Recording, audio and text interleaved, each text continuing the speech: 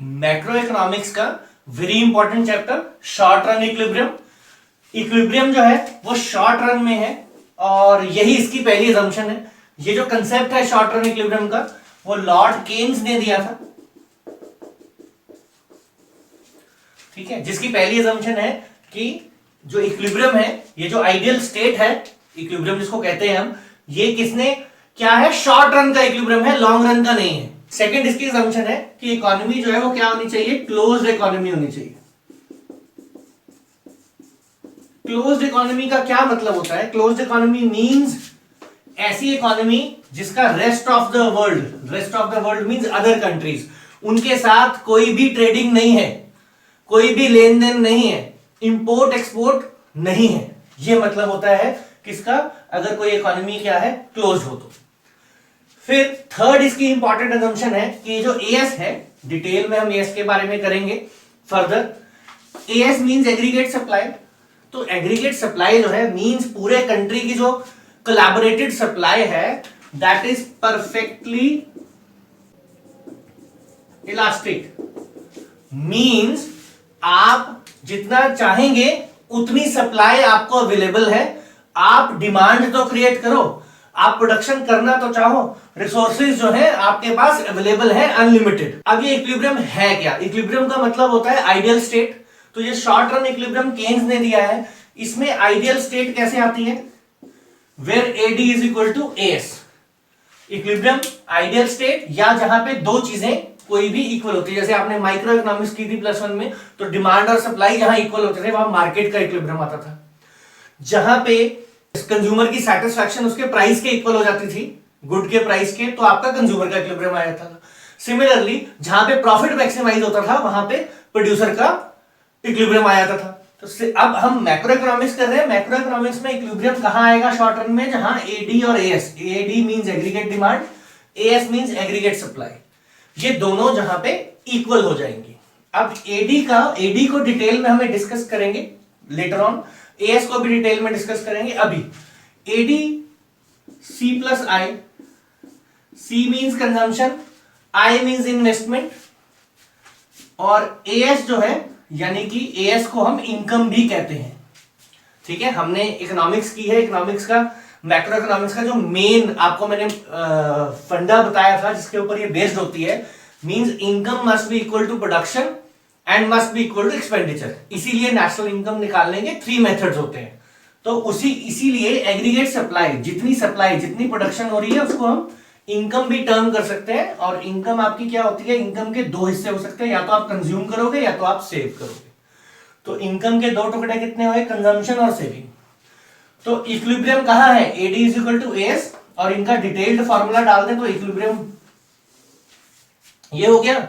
इसमें कंजम्पशन और कंजम्पशन दोनों ही तरफ है इक्वेशन के, तो इसको कैंसिल आउट कर दें तो I is equal to S. अब अगर आप देखें तो एक इक्विलिब्रियम आया ऐसे, AD is equal to AS से, और इसी को जब हमने फर्दर थोड़ा सा सॉल्व किया तो एक इक्विलिब्रियम आ गया यहां से।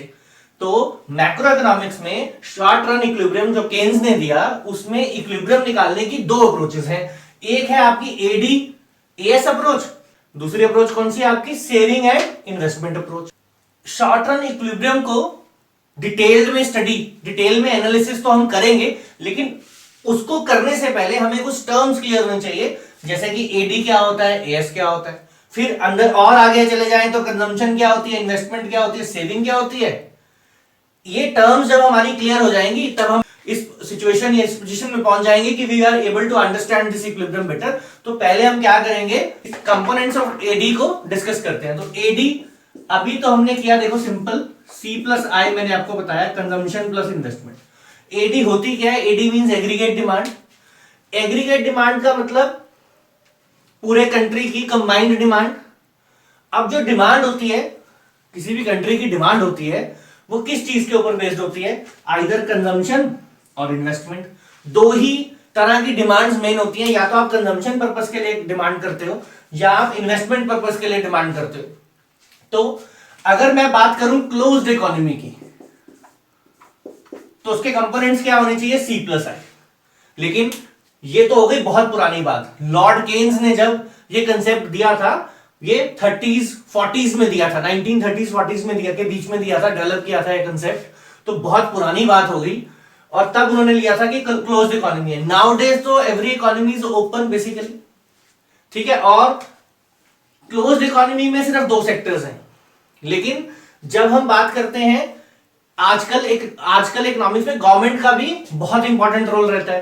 तो अगर हम बोले, अगर 2 सेक्टर इकोनॉमी की बात करूं मैं, या क्लोज्ड इकोनॉमी की बात करूं, तो ये एडी आपकी ऐसे आ जाएगी। लेकिन nowadays government also play very important role in the economics. तो अगर 3 सेक्टर इकोनॉमी की बात करूं तो ये 2 चीजें तो होंगी, प्लस उसमें जी यानी कि गवर्नमेंट का रोल या गवर्नमेंट का एक्सपेंडिचर जो है, गवर्नमेंट एक्सपेंडिचर करती है, वो भी ऐड हो जाएगा as a component of AD. फिर और क्या हो सकता है, 3 सेक्टर तो गवर्नमेंट हो गया, 3rd सेक्टर। लेकिन आपको पता है इकोनॉमिक्स में जो 4th सेक्टर है वो आपका क्या होता है, रेस्ट ऑफ द वर्ल्ड। आजकल तो specially you can directly buy goods from anywhere in the world. Site पे जाओ, कहीं से भी आप गुड्स खरीद लो, किसी भी पर्टिकुलर फर्म का खरीद लो, चाहे यूएसए से खरीद लो, चाहे यूके से खरीद लो, चाहे किसी भी और कंट्री से खरीद लो। तो it means rest of the world is very important. तो यानी कि इंपोर्ट और एक्सपोर्ट का भी रोल रहेगा इस डिमांड में। तो plus X minus M, X means export और एम मींस इंपोर्ट। तो अगर हम बात करें एडी की, तो एडी अगर 2 सेक्टर की बात करें तो ये इक्विलिब्रियम में हमें C प्लस आई ही, जब हम इक्विलिब्रियम करेंगे तो उसमें हमें C प्लस आई ही लेना है एडी को। उसके अलावा अगर आपसे पूछा जाए कि 3 सेक्टर में एडी क्या होती है, तो C प्लस आई प्लस जी हो जाएगी। अगर आपसे पूछा जाए 4 सेक्टर में क्या होती है, तो C प्लस आई प्लस जी प्लस एक्स माइनस एम हो जाएंगी। तो ये आपके कंपोनेंट्स ऑफ एडी हैं। एग्रीगेट डिमांड इन सभी को ऐड और इसको माइनस करके आती है, अगर हम नाउडेज प्रेजेंट इकोनॉमिक्स की बात करें जिसमें 4 मेजर सेक्टर्स का हर एक का रोल होता है। लेकिन जब हम इक्विलिब्रियम करेंगे, शॉर्ट टर्म इक्विलिब्रियम केन्स की बात करेंगे, तो उसमें क्लोज्ड इकोनॉमी है, तो उसमें सिर्फ यहां तक का पोर्शन ही आपको लेना है। सी आपका क्या है, सी इज कंजम्पशन, प्राइवेट कंजम्पशन लेते हैं हम, जो प्राइवेट लोग अपना फूड, ड्यूरेबल गुड्स में, नॉन ड्यूरेबल गुड्स में, क्लोथिंग के ऊपर जो स्पेंड करते हैं वो इसमें आ जाता है। Investment can be of 2 types.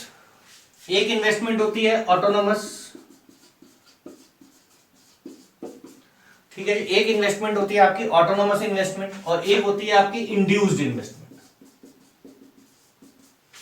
Autonomous investment वो इन्वेस्टमेंट होती है जो प्रॉफिट मोटिव से डराइव्ड नहीं होती। मींस नॉर्मली आप इन्वेस्ट करते हो तो आप किस लिए करते हो, you will get returns, you will get profit, आपको प्रॉफिट मिलेगा बदले में। तो ये जो ऑटोनोमस इन्वेस्टमेंट है, ये ऐसी इन्वेस्टमेंट है जो प्रॉफिट के मोटिव से नहीं की गई है या प्रॉफिट के मोटिव से नहीं की जाती है, उसको हम कहेंगे ऑटोनोमस इन्वेस्टमेंट। नॉर्मली गवर्नमेंट जो है वो ऑटोनोमस इन्वेस्टमेंट जनरली करती है, बिकॉज गवर्नमेंट का जो एम होता है वो सोशल वेलफेयर होता है, तो इसलिए गवर्नमेंट कई जगह पे इसलिए भी इन्वेस्ट कर देती है because for the benefit of the people, ठीक है। प्राइवेट सेक्टर जो है वो ऑटोनोमस इन्वेस्टमेंट बहुत रेयर करता है, सीएसआर के अंडर कर दे तो कर दे, अदरवाइज बहुत रेयर करता है। इंड्यूस्ड इन्वेस्टमेंट वो इन्वेस्टमेंट होती है जो प्रॉफिट मोटिव से डराइव्ड है, जो इसीलिए की जाती है कि आपको प्रॉफिट होगा, आपको रिटर्न्स मिलेंगे, आप पैसा तो ही लगा रहे हो that you will get good returns out of it. तो 2 तरह की इन्वेस्टमेंट हो सकती है, इंड्यूस्ड एंड ऑटोनोमस। ये जी मींस गवर्नमेंट का एक्सपेंडिचर, गवर्नमेंट जो एक्सपेंडिचर कर रही है वेरियस गुड्स के ऊपर, कमोडिटीज के ऊपर, तो वो आपका गवर्नमेंट का एक्सपेंडिचर हो गया।